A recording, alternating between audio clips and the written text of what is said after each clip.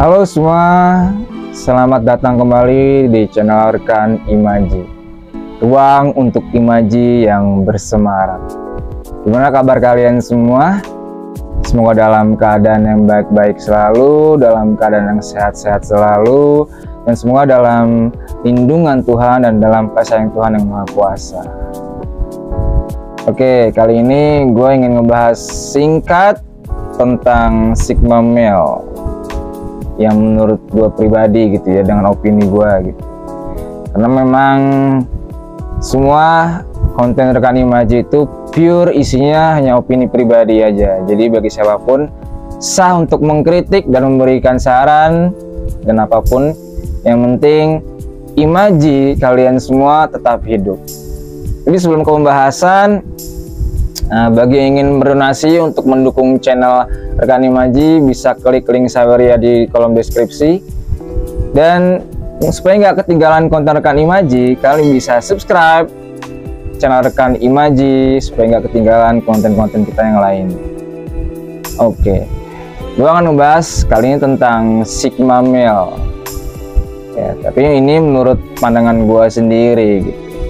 Kenapa gue tertarik membahas Sigma Male? Karena Sigma Male tuh di akhir-akhir ini banyak digaungkan gitu ya, dan kayak menarik bagi kebanyakan orang. Jadi gue tertarik lah ngebahas Sigma Male dari sudut pandang gue sendiri. Dan jika dilihat sekilas, Sigma Male itu karakter seorang pria yang misterius, punya pemikiran abstrak dan bebas gitu ya, tidak bisa diatur, dan memang betul-betul sosok pemimpin yang introvert lah, dalam artian charge energinya itu menyendiri gitu, bukan dengan menyusahkan orang lain gitu ya. Apa sih hal mendasar yang bikin gua ingin yang membuat gua tertarik mengangkat konten tentang Sigma Male? Hal yang mendasar bagi gua adalah prinsip-prinsip di Sigma Male ini sebetulnya bagus kalau misalnya kita praktekkan dalam kehidupan kita. Yang memang dimana kebanyakan prinsipnya itu tidak bergantung dengan orang lain, percaya diri, punya visi dan tujuan yang jelas, tidak terpengaruh oleh omongan orang, tidak terpengaruh oleh respon orang ke dia ya. Terus punya gambaran tanggung jawab yang jelas, bahkan benar-benar pekerja keras dalam mencapai tujuannya, dan betul-betul punya peraturan sendiri yang memang jarang orang lain miliki gitu. Ini tentang Sigma Male. Nah, karena banyak prinsip yang gue sebutin itulah, jadi gue tertarik untuk membahas Sigma Male gitu. Lalu kenapa? Ada apa dengan Sigma Male gitu? Kenapa perlu dibahas gitu secara singkat atau secara mendetail? Ya karena memang kebanyakan dari kita, ini observasi gue di lapangan ya, ini kebanyakan dari kita itu memang terkadang tidak punya prinsip yang pasti dalam bersosialisasi. Kita berteman, kita ikut-ikutan prinsipnya teman, kita ikut-ikutan skrip kehidupan teman gitu, seolah-olah hidup teman kita sama kita tuh sama gitu, padahal itu berbeda gitu. Bagi dalam konteks Sigma Male gitu ya, yang memang dikaitkan dengan para lelaki gitu ya. Laki-laki penting nih untuk punya prinsip dan punya gambaran jelas akan siapa dirinya dan akan apa yang ingin dia capai gitu. Karena emang laki-laki itu tanggung jawabnya besar gitu kan. Nah, Sigma Male itu gambaran sosok pemimpin yang berkarismatik banget gitu. Udahnya tanggung jawab, pemikiran abstrak, punya solusi yang benar-benar bisa menyelesaikan masalahnya, ya kan, bisa adaptasi di segala keadaan dan masalah. Jadi ya nggak ada salahnya kan kita membahas Sigma Male dari hal-hal yang mendasarnya, dari prinsip-prinsipnya. Nah, karena Sigma Male ini punya prinsip-prinsip yang bagus, jadi inilah yang bikin gua membahas Sigma Male dari sisi lain gitu. Jadi sebetulnya intinya menurut gue pribadi, Sigma Male itu tentang gimana kita memimpin diri sendiri gitu, bukan tentang gimana kita butuh validasi, bukan tentang kita butuh pujian, sanjungan, atau kayak bukan tentang kita paling hebat sebagai laki-laki di masyarakat. Tapi ini Sigma Male ini lebih memperhatikan tentang diri kita sendiri, bagaimana cara kita memimpin diri kita sendiri. Kalau diperhatikan, prinsip-prinsip Sigma Male itu ya sebetulnya kebanyakan mendidik diri kita sendiri gitu ya, dari karakter yang memang tidak terpengaruh dengan lingkungan luar. Itu kan mendidik diri kita ya, biar kita bisa memfilter teman, memfilter pasangan yang tepat, memfilter lingkungan mana yang bisa kita ikuti, yang nggak bisa kita ikuti, memfilter pola pikir kita, kira-kira berkembangnya di mana nih gitu ya, di lingkungan yang seperti apa gitu. Itu penting gitu kan. Itu yang pertama, pola pikir gitu. Yang kedua, mendidik perasaannya, karena Sigma Male itu terkenal orang yang cuek gitu ya, udahnya pemikirannya abstrak, cuek lagi. Cueknya bukan cuek sekedar yang gabut atau nggak ada tujuan. Cueknya tuh dalam artian seperti mereka tuh benar-benar terfokus cuma dengan apa yang ingin mereka capai, bukan dengan halang-halangan yang mengganggu mereka.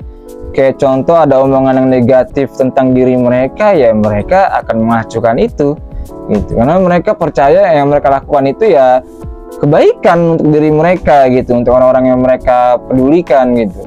Dan ini emang penting buat kita, buat gue sendiri sebagai reminder untuk punya prinsip bukan mencari validasi gitu ya, tapi mencari apa yang bisa kita berikan ke orang-orang yang kita sayang, ke orang yang kita cinta. Nah, Sigma Male tuh betul-betul simbol yang tepat banget tuh ya kan, untuk lihat apa dicontoh gitu sikapnya, karena betul-betul ya orang yang ingin menjatuhkan gimana pun tidak kena pengaruh ya di Sigma Male gitu. Betul-betul dia fokus dengan visinya gitu, dengan misinya ya kan. Tapi selain hal yang tadi gue sebutkan, gue sebenarnya pengen kaitkan Sigma Male dengan kata-kata Jalaluddin Rumi gitu. Jalaluddin Rumi pernah mengatakan yang bunyinya seperti ini: mintalah kepada dirimu terlebih dahulu akan segala hal apapun itu.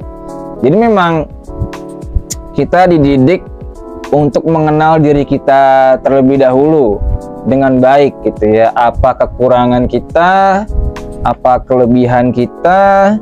Kalau kita udah bisa memilah mana yang kurang, mana yang lebih, kita bisa menakar sejauh mana kita untuk berusaha untuk mencapai tujuan dan untuk membahagiakan orang-orang yang memang kita sayang gitu. Tapi kuncinya bukan, nah ini tadi nih, kuncinya bukan di faktor luarnya, tapi tetap di dalam diri kita sendiri. Jadi bagi rekan-rekan semua yang ingin menjadi Sigma Male gitu ya, jangan terpaku dengan label Sigma Male-nya, tapi terpakulah dengan prinsip-prinsip Sigma Male tersebut gitu ya, yang memang betul-betul kayak baja gitu prinsipnya, tidak bisa goyah gitu hanya dengan omongan temen yang ngalur ngidul gitu ya, omongan temen yang menjebak gitu. Jadi Sigma Male ini benar-benar simbol pemimpin yang dari belakang layar gitu. Kan ada dua pemimpin nih, yang kelihatan di depan mata, ada yang mimpin dari belakang layar, yang nyusun strategi, yang ngasih solusi permasalahannya gitu ya. Sigma Male itu di belakang layar, dia tidak terlihat sosoknya, tapi sekalinya terlihat karismatik itu keluar gitu, dan bisa menyelesaikan permasalahan-permasalahan yang memang bisa dihandle oleh dia. Nah, Sigma Male itu benar-benar apa ya, peka akan permasalahan-permasalahan yang akan dialami gitu, karena dia betul-betul percaya diri akan dirinya yang bisa menyelesaikan permasalahan gitu. Nah, ini penting juga, kebanyakan kita selalu sharing percaya diri, ayo bisa gitu, tapi ke diri sendiri kita tidak percaya gitu, tidak bisa melakukan apapun gitu kan, mager-mageran, tidak yakin gitu, kayak aduh kayaknya gue nggak bisa deh bikin konten, aduh kayaknya nggak bisa deh kuliah, aduh kayaknya nggak bisa deh kerja ini gitu. Jadi kita lebih sering kalinya lebih mudah memberikan tips ke orang lain, tapi tidak dengan ke diri sendiri gitu. Nah, Sigma Male ini dia bukan sharing tips ke orang lain gitu loh. Dia jago ahlinya untuk mendidik diri sendiri dengan petuah-petuah penting dalam kehidupan gitu kan. Jadi konklusinya pembahasan Sigma Male kali ini, pesan pertama gua itu jangan bergantung pada label Sigma Male-nya, tapi bergantunglah pada prinsip Sigma Male itu sendiri, yang tidak mudah terpengaruh, empatinya tinggi, solutif, adaptasi, lone wolf gitu ya. Menyendiri bukan berarti menjauhkan orang ya, cuma tidak menyusahkan orang lain akan apapun yang mereka ambil gitu. Lalu mereka juga percaya diri, yakin dengan visi misinya, dengan tujuannya. Lalu apa lagi? Masih banyak sebetulnya, cuma ini udah lebih dari cukup lah untuk kita jadikan prinsip buat diri kita sendiri, untuk bisa memfilter kehidupan mana yang baik buat kita, mana yang nggak baik buat kita. Jadi segitu aja dari gua tentang Sigma Male dari sudut pandang kacamata gua sendiri ya, gimana cara gua melihatnya.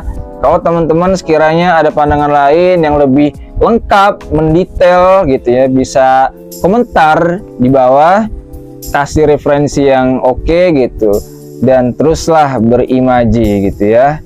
Jangan pernah berhenti untuk terus olah asa pikir kita.